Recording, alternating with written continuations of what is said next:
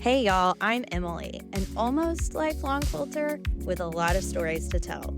I have loved quilts and talking about them for as long as I can remember, and I'm here to celebrate the tradition of quilting with you. From family heirlooms to thrift store finds, every quilt holds a piece of history and a little piece of a quilter's heart. Join me every other week to get back to your quilting roots. We'll celebrate quilts and the real people who made them, learn a little bit about the history of quilting, and have lots of fun exploring ways to reclaim tradition in a modern world. I'm so glad you're joining me this week here at Patchwork Revival. Hey friends, and welcome to the Patchwork Revival podcast. I'm Emily, your host, and I have a really fun episode today.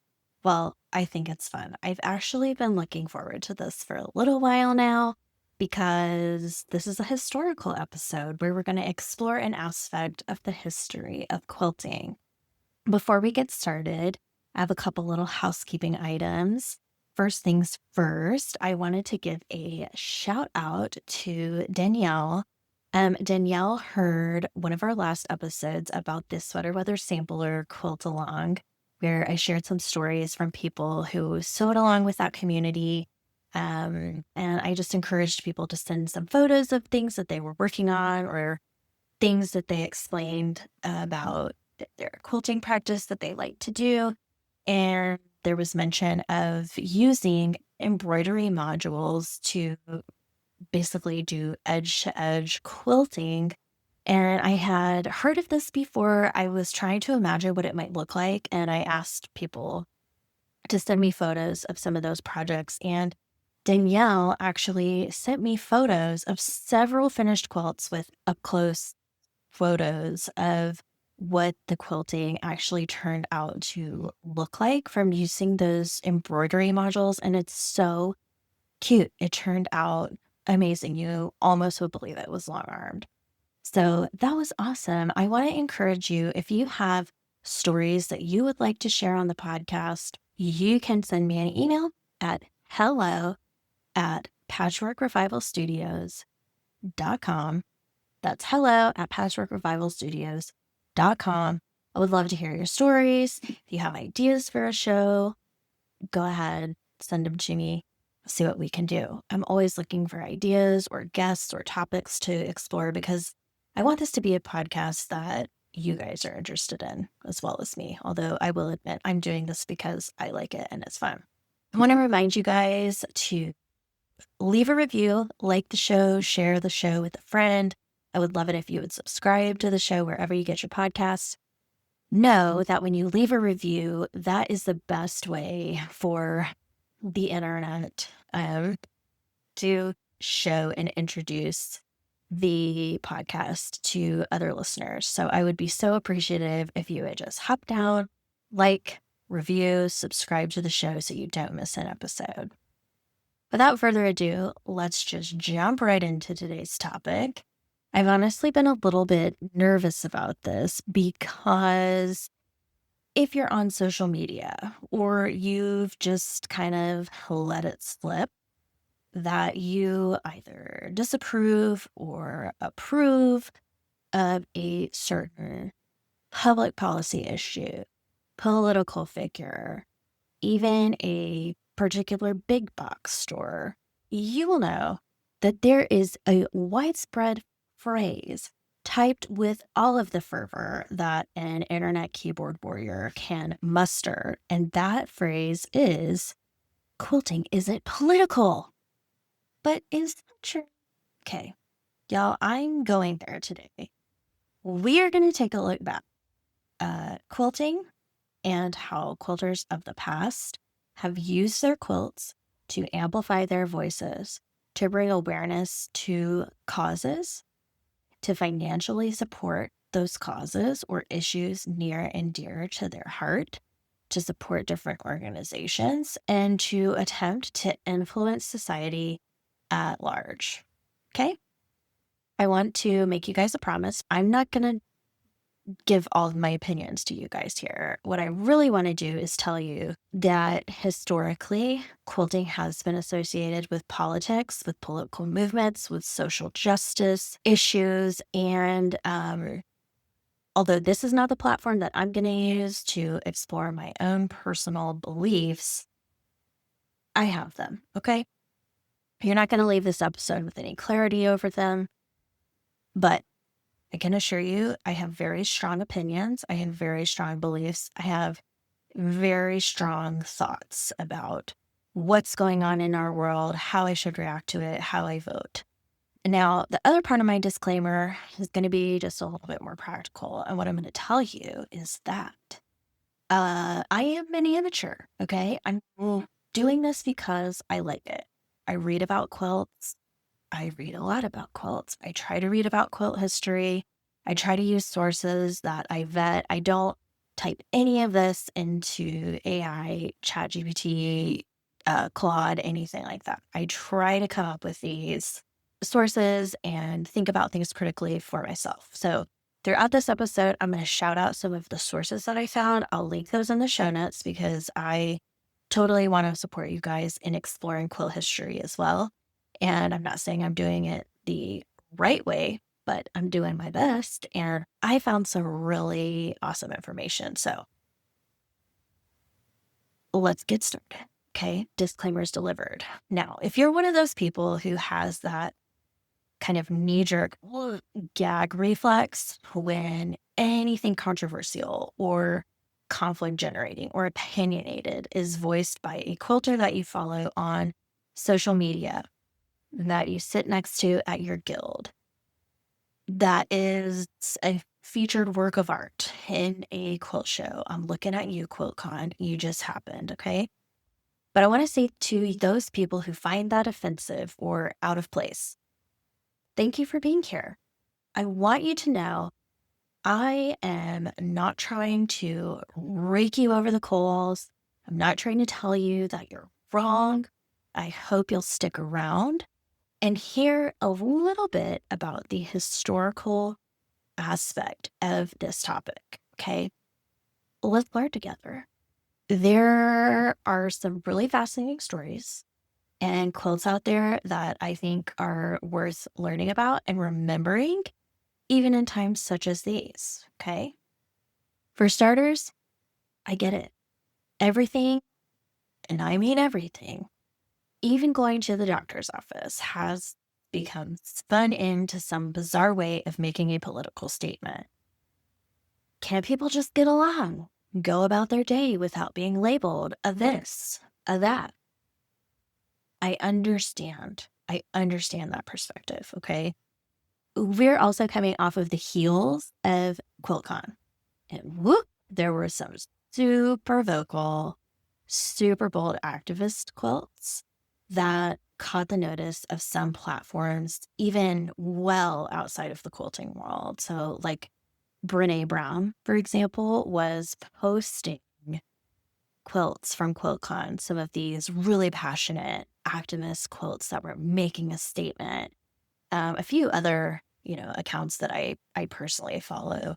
And I, for one, think it is really, really cool to see the outside world, someone who maybe is not a quilter, maybe they know about quilts, maybe they know nothing about quilts. But I think it's really cool to see the voices of quilters being elevated, amplified, taken seriously. So to lay a little groundwork, I think it's really helpful to start by just defining what is politics. So there's a really basic definition that I found that I really liked. It was from the Cambridge English Dictionary. And it is, I'm going to read it verbatim. The activities of the government, members of lawmaking organizations, or people who try to influence the way a country is governed. Okay? Pretty broad definition. So what I'm going to say before we get started is that means there's some pretty broad applications of politics into our real life or real world.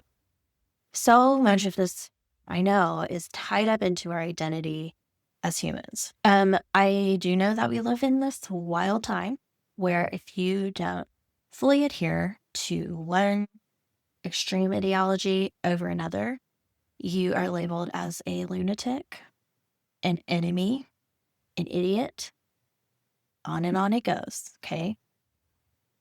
Everyone has an opinion about everything. Everyone is allowed to have opinions about everything. And there are a lot of different ways of expressing it. For a moment, though, I want us to try, really, really, really try to just set that conditioning aside and let's address what's actually bothering us. Because I don't think it's the quilts. My personal knee-jerk reflex when I see someone say, quilting isn't political, leave politics out, quilting is, wow, this person just really doesn't like or agree with what a total stranger is expressing. And that's valid. If you really disagree with a person or a business's values or ideologies or causes that they support, you're allowed to do that. Unfollow them, unsubscribe from their email list, stop supporting their work. I don't know what the answer is, but it's totally fine to remove yourself from their sphere of influence in your social media algorithms. In fact, I really actually don't understand that reflex that I'm unfollowing you, I don't like you comment or message, because the real way to hit them where it hurts in our economic system is to simply stop giving them your money, supporting their business. So, like, I digress. But I do want to say with utmost clarity, it's dismissive and wrong, just flat out wrong, to openly tell another quilter artist what they are and are not allowed to express through their quilting practice. Period. I want to take it a step further. I think it's unwise to be so outspokenly dismissive of centuries of tradition laid by generations of quilters who have gone before us.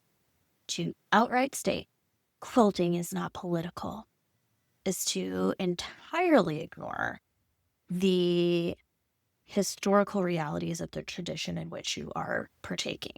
Because you see, quilting historically has been a way, it remains a way, for quilters to tell their stories. Now, you won't hear about it in history books much because quilting was a place where typically marginalized, oppressed, and ignored communities told their stories, shared their opinions, wrote their own names in historical timeline in a non-traditional way. So remember, like, not all quilters, even historically, were women, but a lot were. Women typically were not landowners. They were not typically afforded an education. They could not even vote in the United States of America until 1920.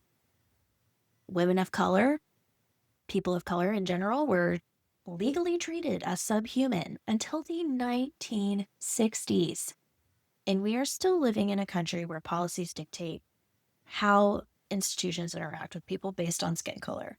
So what do we have to tell us the stories? And what will we have in the future to tell us the stories of how women and other marginalized groups lived during the earliest times of history? We have letters, diaries, and we have quilts.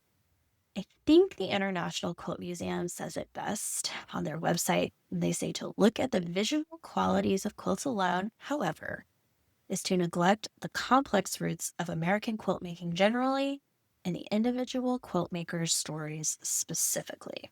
Now, the International Quilt Museum has a fabulous, really interactive website that you can just kind of walk through. I'm going to link this particular kind of presentation and page on their website that I loved and really heavily relied on for a lot of this information in the show notes. I don't really care what you glean from this. If nothing else, please go to that website and just look at some of the quilts and read some of the things, because this is a really broad, all-encompassing kind of concept, and they cover it so well. 10 out of 10 recommend. Please go look that up. So throughout American history, quilters have engaged with their fellow quilters, their communities, even their country through their art. So just stop think about what goes through your own mind when you're making a quilt.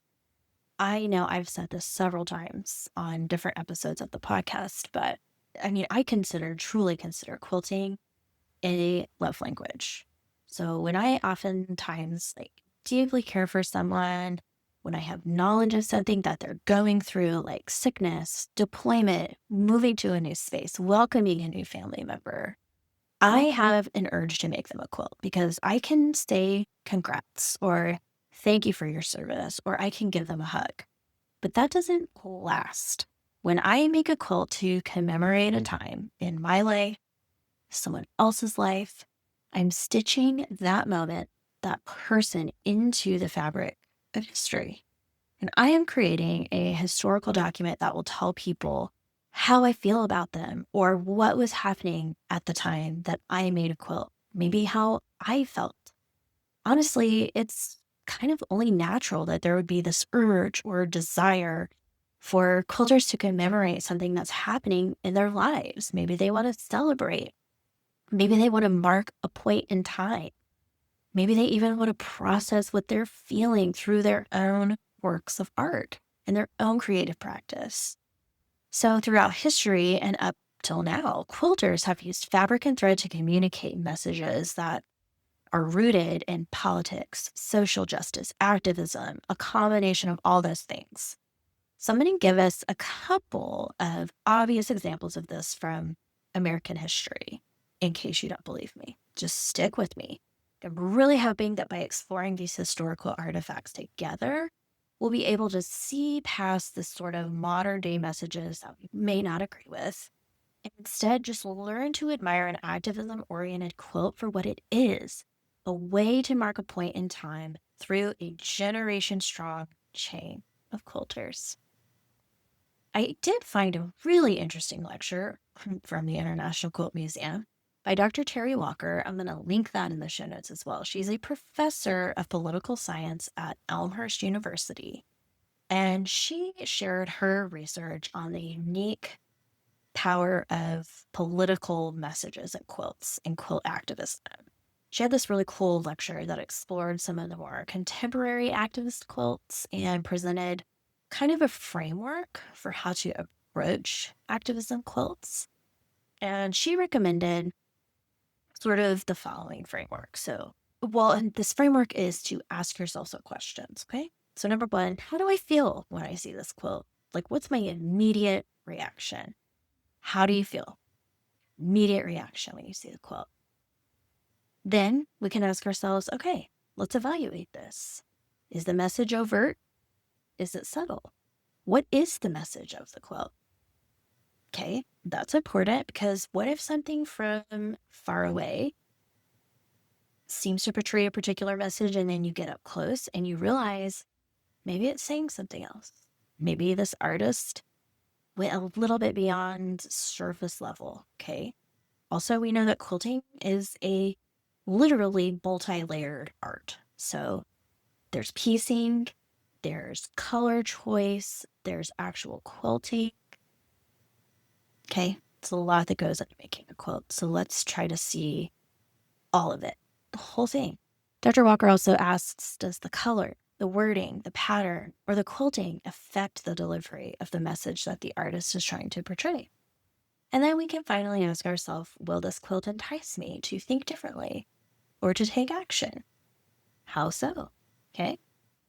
So I think that's a nice sort of analytical way to approach works of art that are specifically targeting a social issue or some sort of activism.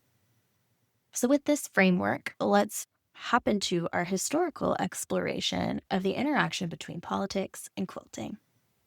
So let's go way back to the 1800s, before the Civil War started. This was a time in the United States when the abolitionist movement began swelling and, you guessed it, made its way into, quote, women's work. So in the United States, women, especially those in the Quaker church, so the religious tradition of the Quakers, became really active in the abolitionist movement. And they did this in a variety of ways, one of which was creating anti-slavery organizations through which they would raise funds in probably many different ways. One of the ways these organizations would earn money is to raffle or use a quilt as a fundraising tool. So in 1836, the earliest known or documented fundraising quilt was sold by the Boston Female Anti-Slavery Society at their anti-slavery fair in December of that year of 1836. You can find pictures of the quilt. I'm going to link, obviously, I'll link photos so you can go look at it. But I'm going to try to describe it to you a little bit. So this quilt is a cradle quilt. That's how they described it, of 8-pointed stars or a sawtooth star, okay? The one star kind of off to the side and towards the center has a center square of the star that contains a poem they believe was written by a Quaker woman, Elizabeth Margaret Chandler. It's written actually in ink on the fabric that's stitched into the quilt, and it's a poem. It says, "Mother, when around your child you clasp your arms in love, and when with grateful joy you raise your eyes to God above, think of the Negro mother when her child is torn away, sold for a little slave. Oh, then for that poor mother pray." I recognize that that has language that I would not typically use of my own volition, but I really felt it was important to quote the actual verbiage of the quilt because I think it is so poignant and it's so emotional. And it's clearly written in words, in language for people to see. So it's made of cottons, prints in reds, blues, pinks, browns, all kind of little florals, green checks. And then there's pink binding and a geometric pattern. And then it's backed with just kind of a white cotton. I don't think they have the actual maker of the quilt, but it's sometimes attributed to an activist called Lydia Maria Child. Don't really know a lot about her. I'm gonna provide a link there, so if you want to look into it further, you can. This also could have been made by a group of women, so I'm not really sure. But this quilt was auctioned at the anti-slavery fair that the women hosted for fundraising purposes. I don't know about the purchaser, but it was clearly a social justice issue being addressed by this quilt, okay? There are other ideas that were used to raise funds where like local businesses or supporters could buy a spot on a signature quilt where basically their name could be embroidered in a spot on the quilt, and then that quilt could be raffled or auctioned off to try to make even more money for fundraising. I have an example of this sort of signature quilt, and it is known as the Hoosier Suffrage Quilt. So this was made sometime before 1920. So 1920, for our U.S. history folks, 1920 is when the 19th Amendment was ratified in the United States Constitution, and it actually allowed women in the United States the universal right to vote. So this particular quilt is sort of a play on the American flag motif. So there's alternating red and white stripes. It's oriented, when you see it in a museum or photograph, vertically. So the stripes are vertical. And then there has a little area of stars on a blue background that actually extends kind of around the border. And in those red and white stripes, there are, according to documents, 300 embroidered names of just like farming, working class families from northwestern Indiana who all contributed small donations to support the making of the quilt, to have their name embroidered on the quilt, and then that quilt was auctioned to raise funds for the women's suffrage movement. There are names on that quilt that we would recognize. Susan B. Anthony. It's a really cool quilt. And interestingly, it looks quite modern. I feel like it would have fit right in at parts of QuiltCon that I've seen, just from photographic kind of looking at it. It's very bold. It's a really cool quilt. And I think it's pretty awesome to know that it was sort of generated from just everyday working people in a particular community that cared about an issue. Oh, and as an aside, there's a note somewhere, okay, that Susan B. Anthony, like a leading women's rights activist, was a quilter. And she actually began giving her first speeches on political rights and quilting bees. So she would show up to quilting bees like as a teenager and start talking about how she believed women should have the right to vote. And actually, it's documented in places that women's rights became a pretty frequent topic of discussion during quilting bees. And I think that makes sense because it was mostly women, women amongst women who could talk about issues that affected women and themselves. So I find that very interesting. Quilting was kind of a safe haven to have discussions about your opinions. Hello? Is everybody grabbing that? Okay. Quilting in a community and sharing your opinions with the quilting community was just commonplace. It was normal. It happened. Okay. The third quilt I want to talk about is a Freedom Quilt. It's a quilt by a woman named Jessie Telfair of Georgia. She went by Sis, according to one source that I found, but it's a red, white, and blue classics, very bold, that has this large graphic lettering of the word freedom, repeated like 6 times in really large lines, each line separated by kind of a horizontal dashing. Jessie made at least 4 versions of this quilt before she died in the late 1980s, 1986, I think. And they're actually featured now in multiple fine art museums, including the Smithsonian's National Museum of African American History and Culture. The pattern is actually taken from an issue of the Ladies Art Company. And it's believed that the first of the quilts was made by Miss Jessie Telfair in the mid-70s, so 1975 or something like that. And she made this as an expression and as a way to just sort of memorialize a moment in her life rooted in her experience during the civil rights movement of the 1960s. The story goes she was working in a segregated school as a cook. And of course, this is Georgia. We know that the Civil Rights Act had passed, but we also know that the Jim Crow South was a very real thing. And Georgia was right in the middle of Jim Crow, okay? I'm not singling out Georgia, simply stating a fact, folks. So there were a lot of grassroots initiatives from many different organizations where people would come and try to encourage people to kind of rise up against this sort of systemic oppression and exercise their federally given rights to do things like vote. So the story goes that Jessie and her husband were, encouraged by a group of these folks during their grassroots movements to go register to vote, okay? And they had every right to do this. They were federally guaranteed the right to vote and many other things.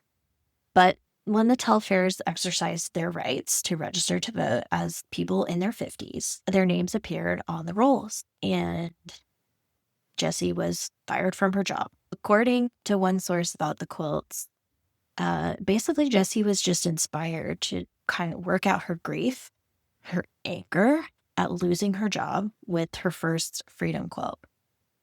And actually, there was a society called the Student Nonviolent Coordinating Committee, and they actually suggested that she make a quilt to sort of process some of this. And there's also her feelings, of rage and anger and sadness. But I think that they also might have suggested quilting as a way, perhaps, for her to make a living, to make some money to survive. During this time, there were many quilting co-ops that popped up to try to mitigate job losses in different communities. And I think one of those was like the G's Bend quilters that we've heard of. Another famous one that I've heard of before is the Freedom Quilting Bee in Alabama. And then obviously many others. So the thought is that Jessie may have been producing multiple versions of the same quilt as a way to make money by selling those quilts as part of a co-op. The fourth quilt I want to talk about brings us into the 1980s in the United States. And this is a big one. You've probably seen it or heard of it before, and it is the AIDS Memorial Quilt. So this one is epic, and it is very, very well known. So well known. And is actually considered to be one of the largest community projects ever. It's a tapestry that has over 50,000 panels, okay, weighs over 54 tons, commemorates over 110,000 lives that were lost to HIV and AIDS.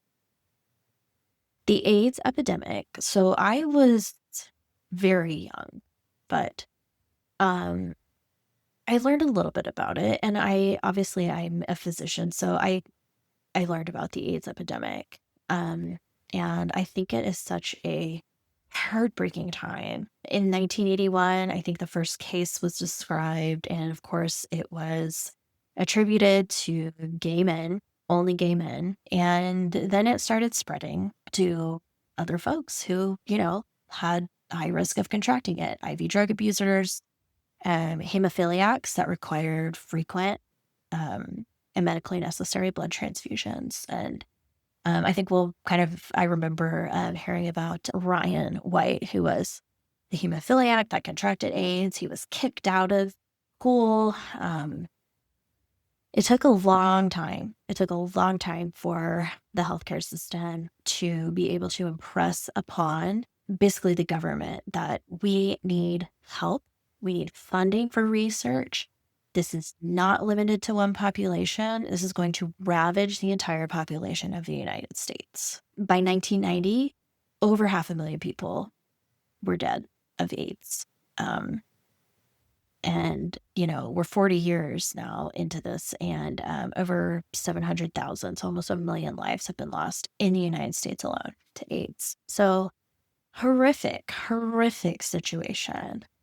But the idea for a quilt came from this man named Cleve Jones, who was this human rights activist from San Francisco who organized vigils because in San Francisco, Harvey Milk and the mayor, George Moscone, were assassinated in the 1980s, and Cleve Jones organized vigils to commemorate these men. And during the 1985 iteration of this vigil, he had learned that there were over 1,000 folks at the time in his local community who had died of AIDS since the epidemic started. So he specifically asked his fellow marchers to just write the names of their friends, loved ones, people they knew who had died of AIDS on plaques or like posters to carry on the march. And then they ended up at the federal building in San Francisco, and they taped those plaques up onto the building. And at this point, I think they noticed that it looked like a patchwork quilt. And then the idea of creating an actual quilt to commemorate AIDS victims was born. That idea was born. So basically, people reacted very quickly and very robustly to the AIDS Memorial Quilt. There were several cities, larger cities were more affected by AIDS, simply from a population standpoint. And they basically, when it was announced, they got so many panels sent to their San Francisco workshop from all of these different cities across the country. There were donors who were given supplies, sewing machines, equipment, other materials, and then, tons of people volunteered to come make panels.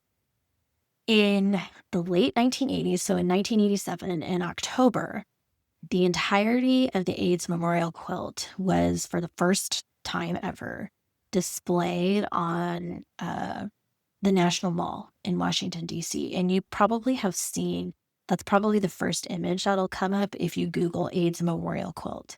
And basically, it took up over the length of a football field. So the entire grassy area was just full of these panels that had each panel So there were specifically, I think, almost 2,000. Yeah, 1,920 panels. Each represented a real person that somebody knew. And while they were laying out the panels, I think like 8 volunteers were like hauling these things around, laying them out. And they read each and every single one of those names over the quilt. So the reading of names is now a tradition that they follow at almost every display of the AIDS Memorial Quilt. So in 1987, at the first like inaugural presentation and display of the AIDS Memorial Quilt, there were over 500,000 people who visited the quilt that weekend in Washington, D.C. I think that's amazing. Since then, the quilt travels throughout the country in various forms or another. I mean, like I said, it weighs over 20 tons. I mean, 50 tons and has like 54,000 panels or something like that. A really cool thing that happened in 2020 from the pandemic, the COVID pandemic, was that the AIDS Memorial Quilt was kind of encapsulated in digital form so that you can interact with it digitally and remotely. So it was a virtual exhibit across like 50 states during our like shelter in place regulations, which I thought was really cool because you can just see so much. It's overwhelming to just understand that each panel is a real person, someone's daughter, mother, father, son, brother. Each year, the AIDS Memorial works with like hundreds of people across the country to display panels of the quilt in schools, universities, corporations, community centers, all over. It's just really, it's an ongoing project. People are still submitting panels with new names. And even today, it's just an ongoing project. The mission statement of the AIDS Memorial Quilt I found really poignant. And so I wanted to share that as we're starting to kind of wrap up this idea and this episode. The mission statement goes, if they are bringing awareness and a voice to an issue so that never again will a community be harmed because of fear, silence, discrimination, or stigma. And I actually think that is a really great segue into seeking to understand, in general, why a quilter might be motivated to express their thoughts or opinions through stitching. And I'm going to talk about women because we're talking about this from a historical perspective. And I fully understand not all quilters, even historically, were women, but women have been placing moral, religious, political sentiments into their handwork, whether that be samplers like cross-stitched or needlework samplers, quilts, journals, letters, long before this time. And I think it's because that was a socially acceptable way that they found to express their opinions freely and openly. There historically have been all kinds of politics stitched into all kinds of quilts. So from whole cloth to applique to pieced patterns to art quilts, quilters have made their voices heard loud and clear. Some quilts spell it out. Freedom, love of neighbor, mourning current events, celebrating progress. What I do wonder, though, is historically, did these women, these quilters, experience a similar distaste and a similar criticism for including their opinions in their work?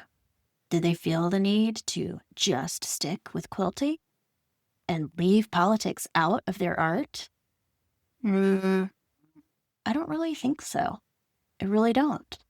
Because still more quotes from history have basically constant political undertones. Think of motifs, patriotism, eagles, laurel wreaths, shields, flags, stars, red, white, and blue, color schemes, patriotic sayings, flag motifs, American flag motifs, even state flag motifs.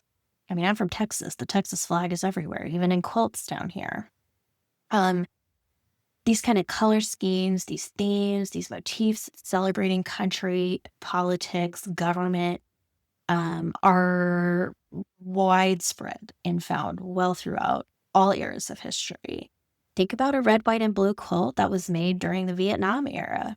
I mean, that could certainly be interpreted as a statement and may have been intended to make that statement. Other historical quilts have pattern names that indicated support of a conflict, like a war, a political party, even a politician themselves. They may have campaign slogans or a national symbol. Maybe they have blocks that are named things like the Whigs' defeat, the Dolly Madison Star, the Mexican Rose block, and so on. So if you want to take a look at even more resources on sort of partisan pieces and political statements, I suggest you go to the International Quilt Museum. They address this issue in a really holistic and a very broad way from all different angles, activism, anti-slavery, women's suffrage, even like temperance and the Prohibition era. I'm going to include Again, I'm going to tell you, I'm going to include links in the show notes so that you can scroll through just overwhelming numbers of examples of quilters expressing the political atmosphere and their opinions of their era in their quilting. The examples on the page I'm going to link include, things from the 1850s all the way through the 1980s. So I think it's a really great testament to the fact that political beliefs in a just broad sense have informed quilt making for centuries. And that's not going to change. For a few examples of modern kind of activist quilts, I would recommend looking at the Modern Quilt Guild's website. Or your favorite maker who may have gone to QuiltCon and might have featured some of those activism quilts. People make these quilts specifically for a show and they were juried into QuiltCon, which is a quilt show put on every year by the Modern Quilt Guild. And they were juried in because they're such just incredible craftsmanship and work. They're really modern, really bold, really punchy. I thought they were amazing, and the craftsmanship is really incredible. And I actually did kind of challenge myself to kind of step back, and instead of just being like, oh yeah, or wow, look how cool that is. I actually did try to step back and I kind of adopt that framework that we talked about at the beginning of the episode to really try to evaluate the quilt as more than just a political quilt or an activist quilt, because I wanted to truly try to sit and think and process and appreciate what the maker was trying to communicate to me as a viewer of their art. So my hope with this episode is that this is a springboard for you to take some time to look at quilts of years past, present, and to truly learn how intertwined quilting is to the world around it. In this episode, I made it a point to focus on past eras and times gone by, because I think for many of us in the current political environment of the United States and probably of the world, it's just sometimes a little easier to remove ourselves at times, not always, from issues that we're just kind of able to look back on and see how things have played out, hopefully see how things have progressed, however imperfectly that may have happened and still needs to happen. History is not perfect. Things still feel heavy. And I do want to acknowledge, that heaviness and that discomfort of thinking about an issue that a quilt can evoke in you is okay. I think that's kind of the point. It's normal to feel a little bit uncomfortable when you're just hit in the face head on with an issue that you don't maybe like thinking about. Maybe you've just never tried thinking about it. Um, Maybe you don't have to think about it because of where you were born, what socioeconomic class you belong to, maybe because of the color of your skin or what chromosomes you have. I really hope to actually kind of normalize that feeling and that tension in some ways, because if you practice feeling that, it won't be so hard. The more you practice something, the easier it becomes. And this is what quilting has been in the past, and that's what it's going to be today, and that's what it's going to be tomorrow and forever. So, by hearing and by learning about how past generations of quilters have made their voices heard, maybe that will spark something in you to make your own quilt that sends a message.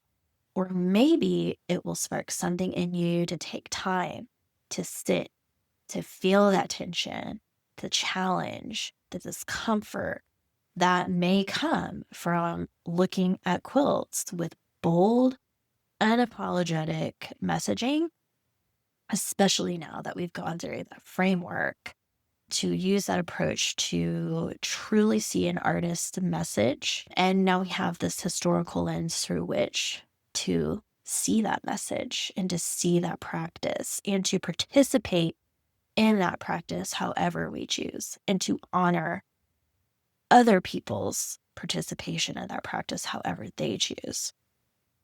So I did want to end this episode by asking a question. Have you ever made a quilt as a form of activism, protest, or as a form of self-expression? But what I decided is actually a better, more unifying question is, have you ever made a quilt that did not reflect your experience and interpretation of the world around you? I know for me, I have never made that kind of quilt. I spend so much time with a needle and with thread and fabric that I can confidently say my quilts hold many, many of my hopes, my dreams, my stories, the stories of others, prayers for the world around me, and they feel like a literal extension of my heart and my soul. And I think we would all be hard-pressed to find a quilter who can look with complete indifference on a quilt that they made and claim that it has just no message to send out into the world. Because even if it's an unspoken message, it's still there, written in thousands of stitches, and its voice is worthy of being heard. So if you've stuck with me throughout this whole discussion, thank you so much for being here. That's it for this episode. Hopefully I was able to kind of inspire you to look at all of the different layers of all different kinds of quilts, to kind of set ego aside and to remember that this is about more than the quilts. This is about the people who made them. We are all connected to quilters, current, past, present. We are a community of makers. We are a community celebrating one common craft, one common art, and everybody's voice belongs, and it belongs in any way that they choose to express it. You don't have to love it. You don't have to agree with it, but you kind of do have to put up with it, because that's just what quilting is. So thanks for being here. Thanks for being part of my quilting community. Don't forget to like the show, leave a review. I would love that so much if you would leave a review, because that's how the show gets shown to other people. Let's keep creating an amazing community here at Patchwork Revival. I'll see you next time. Bye, y'all. Well, that's it for this episode of Patchwork Revival. I loved having you here with me talking all things quilty. Don't forget to subscribe to the show and leave a rave review. Also, be sure to jump down to the show notes to find links for this episode, as well as the link to my shop where you can enjoy 15% off as a podcast listener with code REVIVAL. Remember that the Patchwork Revival podcast is here to celebrate the connection made in the quilts we love. I'll see you next time.